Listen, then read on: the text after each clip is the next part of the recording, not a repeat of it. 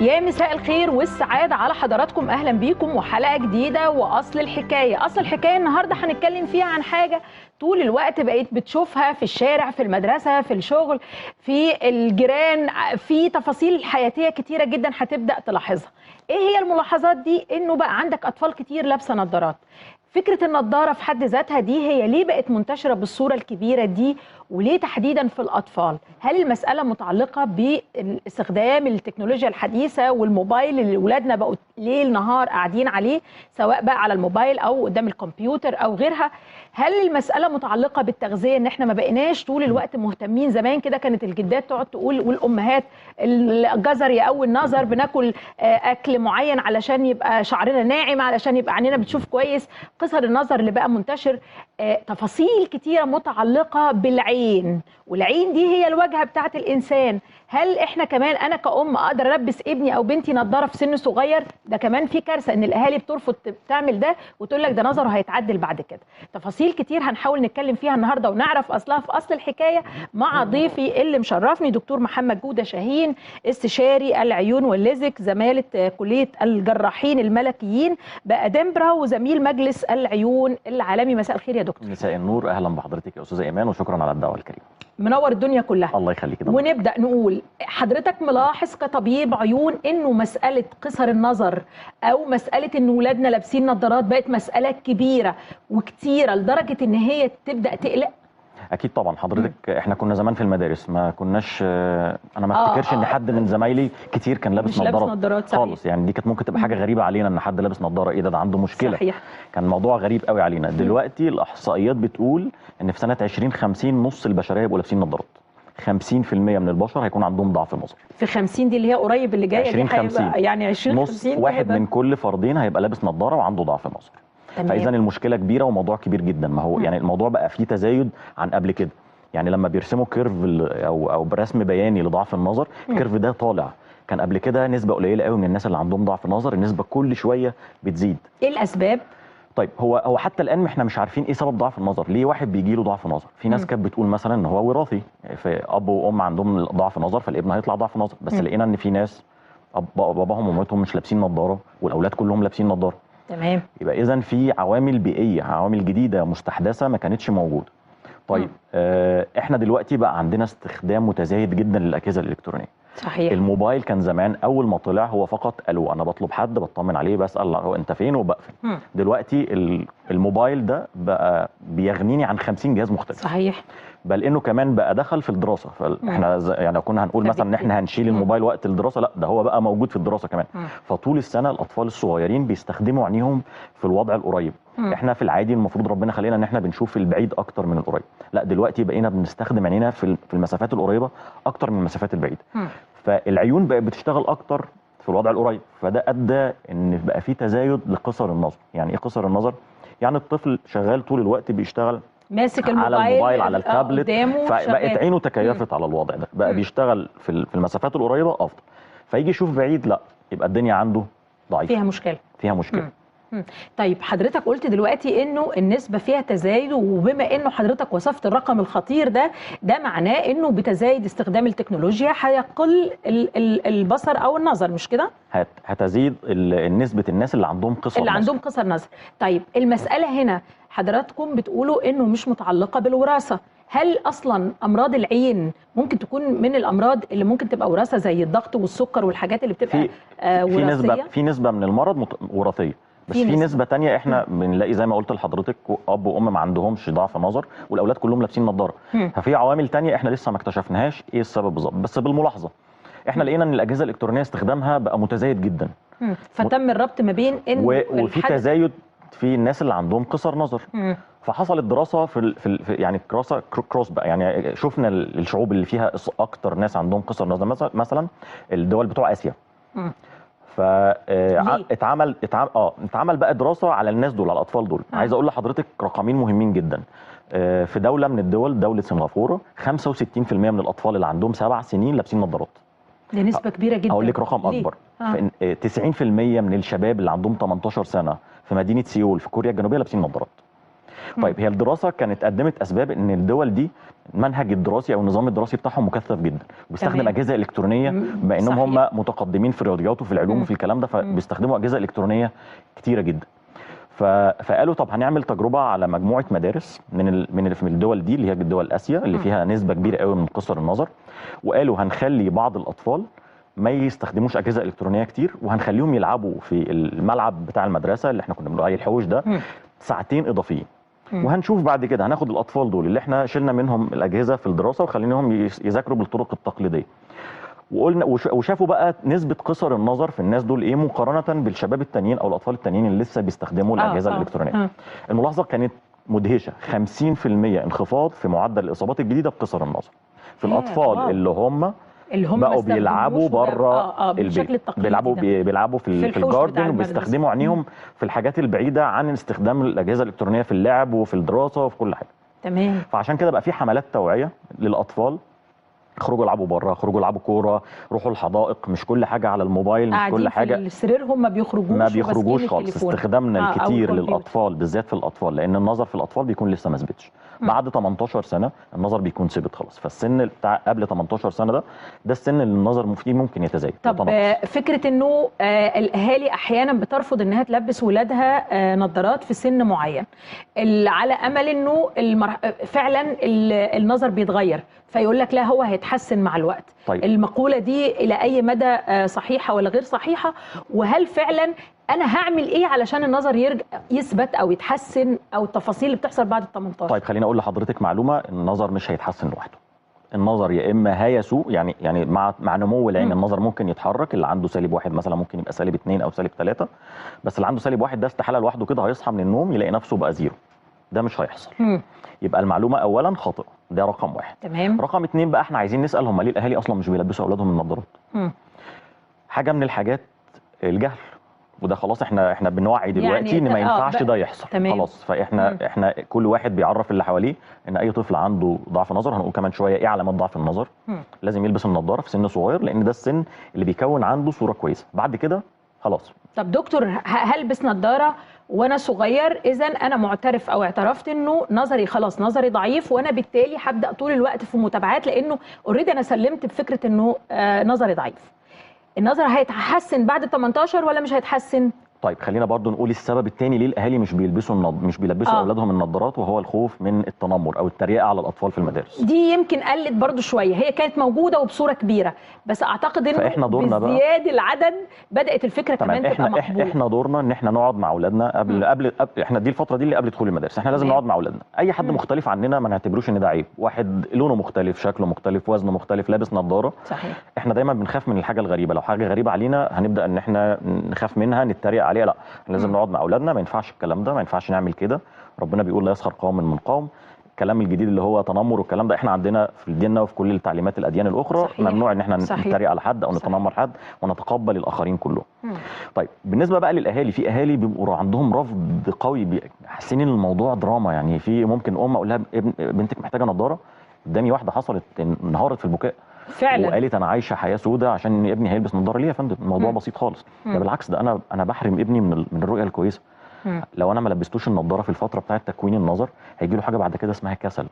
عينه مهما بعد كده يلبس النظاره مش هيتحسن، لان في الوقت ان الكمبيوتر بتاع مخه متعود على الرؤيه اللي هو السن الصغير، انا ما عودتوش ان هو يشوف صوره كويسه، فهو اتطبع على الصوره السيئه. حصرت الرؤيه في الجزء الصغير ده. نيجي نلبسه بقى النظاره لما يكبر، يقول لي يا ربنا يسامحك يا بابا، ربنا يسامحك يا ماما، لبستونيش نظاره ليه؟ هم نفسهم الاهالي يبقوا متضايقين بعد كده. طب ليه؟ احنا من الاول الموضوع بسيط، علاجه نظاره ازازه مش هتعمل حاجه في العين. قبل بقى ما نشوف، بس ندخل بقى على كمان زي ما التكنولوجيا بوظت حاجات، التكنولوجيا كمان بنستخدمها في تصليح حاجات. مظبوط. قبل ما نروح على التصليح، خليني بس اقول حاجتين. نشوف بس في الاول التغذيه، حتى لو كانت 5% بتمثل 5% من النظر. يعني احنا اكتشفنا انه احنا طول عمرنا بنتعامل مع الطول ده على انه الطول والقصر على انه فطره انسانيه. يعني الجيناتك بقى، واحد بيطلع زي ابوه، واحد بيطلع لامه، واحد بيطلع لعمه، الكلام ده كله. وبعدين اتضح انه في حمله قوميه الرئيس نفسه بيتبناها، وهي لا للتقزم،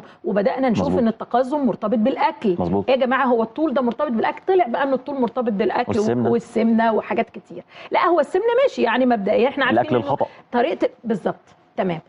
هل الاكل او طريقه الغذاء الغير سليمه ممكن تاثر في طبعا. الطفل او البيبي نفسه وهو لسه في بطن امه؟ طبعا. وتاثر على نظره؟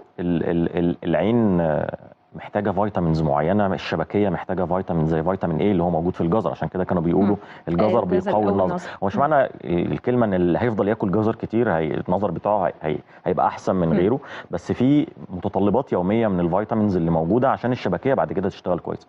في الدول اللي بيكون فيها سوء تغذيه نلاقي اطفال عندهم طفل صغير عنده عمى ليلي، مش بيشوف كويس، شبكيته بالليل مش شايف. ليه؟ لانه عنده نقص في فيتامين ايه. نبدا نديله ادويه ونبدا نديله حاجات، وهو الموضوع كان في الاساس يتعالج بعلاج باكل متوازن. اكل متوازن في سلطه، في فاكهه، في بروتينز، الاكل العادي المتوازن بتاعنا، مش الفاست فود والحاجات اللي هي الحاجات الجديده دلوقتي اللي ما فيهاش كل العناصر الغذائيه اللي العين محتاجاها. فنقص الفيتامينز طبعا والتغذيه السيئه ده بيؤثر على العين جدا. في امراض كتيره علاجها ان انا كنت اكل فيه فيتامينز عيني محتاجها. تمام. طب احنا عندنا بقت اشكاليه كبيره مع الفيتامينز اللي متشعب في كل الحاجات العظيمه دي.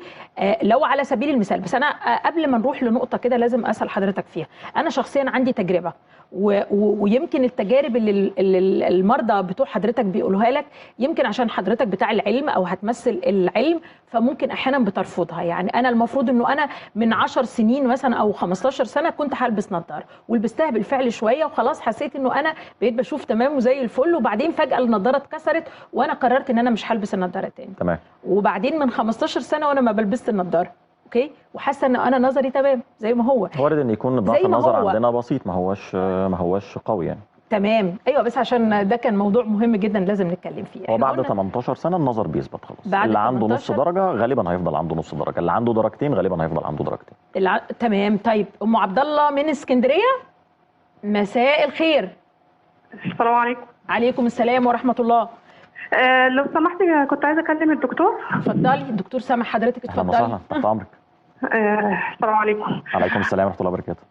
انا الثلاثه من اولادي لابسين نظارات من سن سنه، يعني انا عندي ابني عبد الله لابس النظاره من سن سنه. تمام. وبنتي برضو من 3 سنين، وابني ساجد برضو من سن سنه. تمام. بس ساجد مشكلته بقى عنده قصر نظر جامد جدا هو وعبد الله، بس يعني يمكن ساجد اكتر من عبد الله. وسما بنتي عندها الاكستيزما عاليه. تمام. فابني كان مولود كان ساجد الصغير ده دلوقتي عنده 5 سنين، كان عنده حول وعملت له عمليه الحول. تمام. يعني نجحت بنسبه يعني 90%. الحمد لله. الحمد لله. فدلوقتي هو لابس نظاره والنظارات اللي هي العدسه اللي هي التخينه المقعره. تمام. عنده ضعف نظر عالي. ضعف نظر عالي قوي. فالدكتور كان بيقول لي هو ليه عمليه في الشبكيه بس على المدى، يعني عمليه تصحيح ابصار. نعم. عمليه تصحيح نظر عشان يستغنى عن النضاره دي بعد كده. هو ما قاليش تصحيح، هو قال لي ممكن يحتاج عمليه في الشبكيه ثانيه مش تصحيح، لكن بالنسبه لعبد الله وبالنسبه لسما بنتي تصحيح نظر لسن معين يوصل ل 18 سنه يتعمل لهم التصحيح ويبقى نظرهم تمام كويس. تمام. حضرتك ووالدهم لابسين نظارات؟ ده كان سؤال. لا، انا كنت عامله تصحيح في عيني الشمال. يعني كان في ضعف نظر. المفروض قبل ما اتجوز كنت لابسه نظاره بس انا ما حبيتهاش. تمام. لكن لا نقصد يعني انه في اوريدي عندك مشكله في العين، يعني في ضعف نظر وكنت لابسه نظاره، وباباهم نفس الفكره؟ بالنسبه انا وباباهم نفس الفكره بالظبط. سؤال ايه بقى؟ طب ام عبد الله، سؤال حضرتك كان عن ايه تحديدا؟ يعني كنت عايزه تسالي الدكتور عن ايه؟ لا، انا كنت عايزه اسال يعني هل هو اللي بالنسبه لعمليه الحول ومؤهله لعمليه ثانيه، هل هي بعد كده هتبقى عينه كويسه؟ انا بصرف النظر عن العينين الاثنين اللي عايزين تصحيح، انا بتكلم على ساجد ابني اللي عملت له عمليه الحول. طيب عمليه الحول مؤثره ولا لا؟ طيب هو عمل يعني بالنسبه للحول في السن الصغير بيكون ليه كذا سبب، واحد منهم انه عنده ضعف نظر. تمام. فعشان كده احنا لما يكون طفل عنده حول، اول حاجه بشوف عنده ضعف نظر ولا لا، لبسه النضاره الاول، ما بستعجلش على العمليه خالص. يعني الحول مش مرتبط ارتباط ضروري بالضعف النظر؟ لا، هو سبب من اسبابه ضعف النظر. تمام. السبب الثاني يا اما ضعف بقى في عضلات العين او في الاعصاب المغذيه للعضله بتاعه العين. تمام. فاي طفل عنده حول بنكتشفه في الاول، نشوف عنده ضعف نظر ولا لا. عنده ضعف نظر نلبس النضاره، في جزء منهم النضاره لوحدها بتحسن له الحول. طيب هي عملت عمليه، يبقى معنى كده ان النضاره ما حسنتلوش الحول، فاحتاج عمليه عشان عنده عضله ضعيفه او حاجه، فعملنا لها تقويه. خلاص ما دام اتعملت في سن صغير ان شاء الله باذن الله احنا حافظنا على جزء كبير من النظر. بنصحها بقى ان هي تتابع كل شويه وعشان نقول عندها قصر نظر عالي. بتاع حضرتك يا ام عبد الله تتابعي معاه، ودكتور بيقول طبعا ان شاء الله يكون في نسبه كبيره جدا من انه يتحسن. معانا امير من حلوان. مساء الخير يا استاذ امير. مساء الخير يا فندم، ازي حضرتك؟ الحمد لله، اتفضل يا استاذ امير سؤالك. اهلا وسهلا. لو سمحت على كسل العين للاطفال، ده ليه علاج ولا لا؟ كسل العين محتاج علاج ولا لا؟ كسل العين. تمام. حضرتك بتسال بصوره عامه ولا عندك حاله معينه نسالك فيها؟ الطفل 10 سنين عشان كده بسال. طيب هو لابس نظاره ولا لا؟ لابس نظاره بقاله كذا سنه. بقاله كذا سنه. والدكتور قال لك ان احنا هنعمل له تمارين تقويه للعين الكسوله وعملتها ولا لا؟ لا ما قالش كده. طيب هتكلم على الموضوع. طيب اتفضل يا استاذ امير، تابع معانا. كسل العين ده اللي انا كنت بقول لحضرتك عليه، ان احنا لو طفل اتاخر في لبس النضاره او طفل عنده عين اضعف من عين ثانيه بيحصل حاجه اسمها كسل. طيب يعني ايه كسل؟ في الاغلب بيكون طفل عنده عين اضعف من عين ثانيه، فالمخ جاي له صورتين، صوره كويسه نسبيا من العين اللي هي احسن وصوره سيئه جدا من العين اللي هي سيئه. فالمخ بيعمل ايه؟ بيعتمد على العين الكويسه ويسحب الفيشه من العين الضعيفه. يا الله. فالعين الضعيفه دي المخ لا يعتبر ان هي موجوده اساسا، عشان كده بنسميها كسل. طيب في السن الصغير لحد سن 7 سنين 8 سنين نقدر ان احنا نعكس الكسل ده. بنعكسه ازاي؟ اولا هو غالبا هيكون عنده ضعف نظر فهيلبس النضاره بتاعته. فالمخ بدا ان هو دلوقتي لاول مره يستقبل صورتين، برضه هتفضل العين اللي هي فيها كسل صورتها اسوأ شويه من العين الكويسه. طب احنا هنعمل ايه بقى؟ احنا هنعكس الموضوع، انا هخليه يقفل العين الكويسه. تمام. هنعمل حاجه اسمها تمارين الكسل، هخليه يقفل العين الكويسه. يبقى كده المخ معتمد على ايه؟ على العين السيئه علشان انا كده بقول له افتكر ان في حاجه اصلا اسمها العين دي. افتكر ان في حاجه اسمها العين السيئه دي، العين اللي انت ما كنتش معتمد عليها. انا اجبرته ان هو يعتمد عليها، انا قفلت دي. وعلى حسب درجه الكسل احنا بنقول بنبدا مثلا بنص ساعه، بعد كده بساعه، بعد كده بساعتين.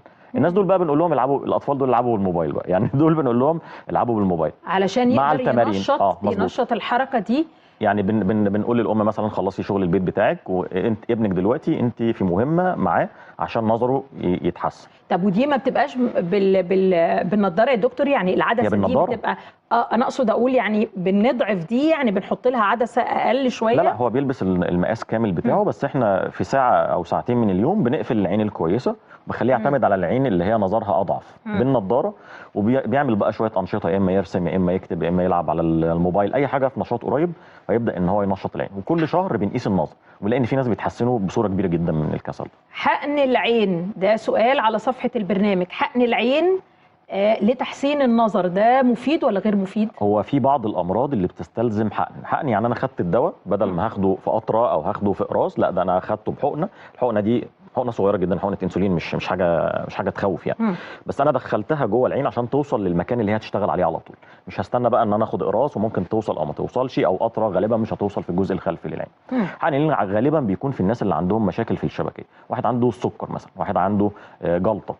الحاجات دي بتعمل رشح، بتعمل نزيف. العلاجات اللي احنا بناخدها الحقن دي بتشتغل على طول على مكان الاصابه، على الشبكيه، عشان الحاجات التانية مش هتوصل. يعني فيها تركيز اكتر او اصابه للهدف بشكل مباشر. مظبوط. انا بوصل له على طول. انا رايح بحط الدواء جنب الشبكيه على طول. فده غالبا بيكون في بعض الامراض ابرزها السكر.